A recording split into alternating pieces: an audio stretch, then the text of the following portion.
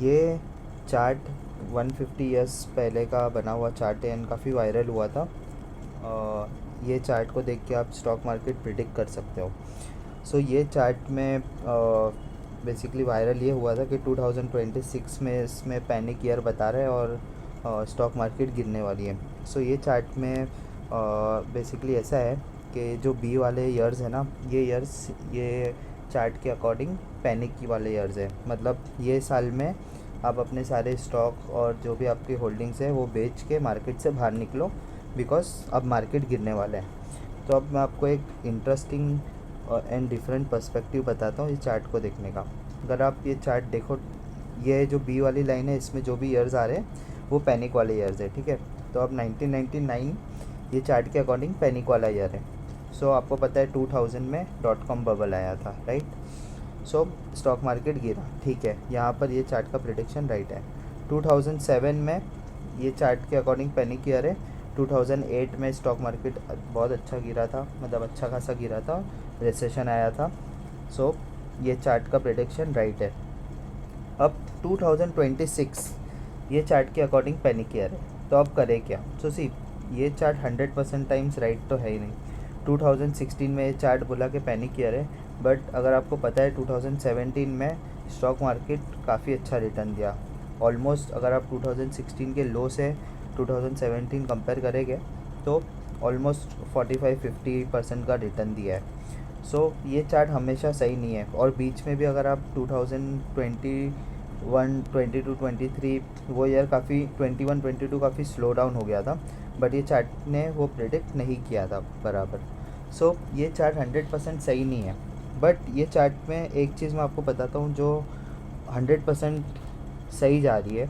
आप कंपेयर करोगे, अगर आप ये बी वाली लाइन में जो ईयर्स है, अगर आप वो ईयर्स से अपनी इन्वेस्टमेंट स्टार्ट करते, ओके, SIP थोड़ा थोड़ा करके आप इन्वेस्ट करेंगे, तो उसके 2-3 साल बाद आपको बहुत अच्छा रिटर्न मिलेगा। बिकॉज यहाँ से ये ईयर से मार्केट गिरना स्टार्ट हो रही है एंड इररिस्पेक्टिव 2016 में मार्केट नहीं गिरी, बट फिर भी ये चार्ट के अकॉर्डिंग अगर आप यहाँ से इन्वेस्टमेंट स्टार्ट करते तो आपको नेक्स्ट 2-3 ईयर में बहुत अच्छा रिटर्न मिलेगा। तो चलो वो देखते हैं।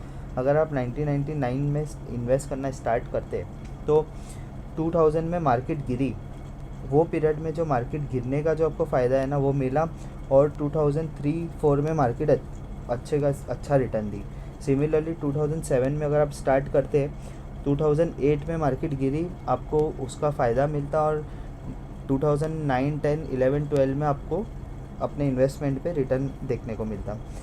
सिमिलरली 2016 में भी अगर आप इन्वेस्ट करते, दो मार्केट 2017 में नहीं गिरी, बट आपको अच्छा रिटर्न मिला 2017-18 में। अब 2026 में काफ़ी सारी चीज़ें चल रही है, global tensions, middle east crisis और ऑयल के इश्यूज़। इंडिया में काफ़ी इश्यूज़ चल रहे हैं। डॉलर 96 क्रॉस कर चुका है, 100 पे जाने वाला है बहुत जल्द। सो ये सारे इकोनॉमिक प्रेडिक्शंस हो रहे हैं।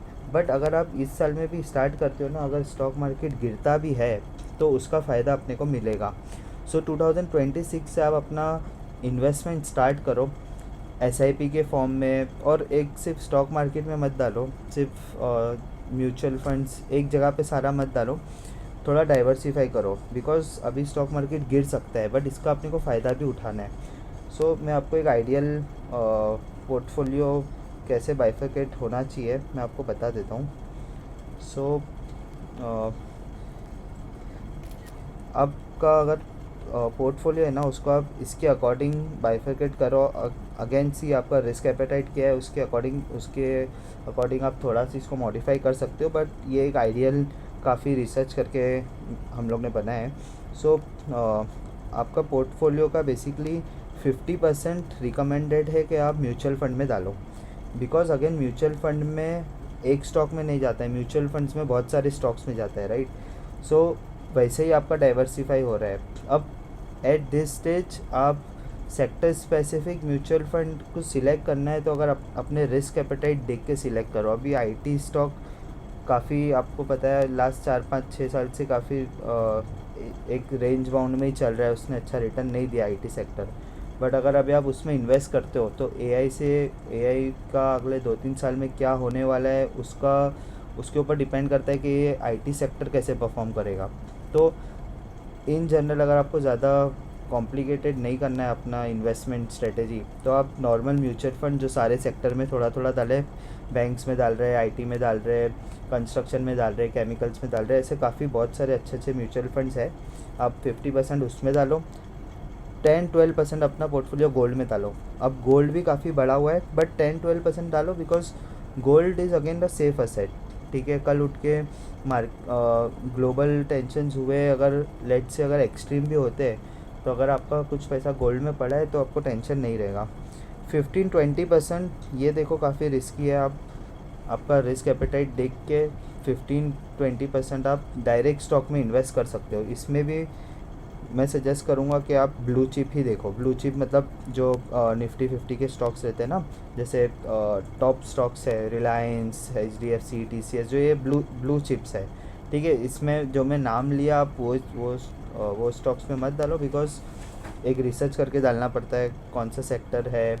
बट ब्लू चिप्स में डालो तो उसमें रिस्क थोड़ा कम रहता है। 10-12 to 15% आप डेट में डाल सकते हो। डेट में अगेन सी डेट यहाँ पे बेसिकली एक जहाँ पर आपको fixed rate of interest kind of मिलता है, तो इसके अंदर डेट म्यूचुअल फंड्स भी होते हैं, वो भी काफ़ी अच्छे होते हैं। तो डेट म्यूचुअल फंड्स आप डिबेंचर्स एंड बॉन्ड्स में इन्वेस्ट कर सकते हो, गवर्नमेंट बॉन्ड्स आते हैं उसमें इन्वेस्ट कर सकते हो।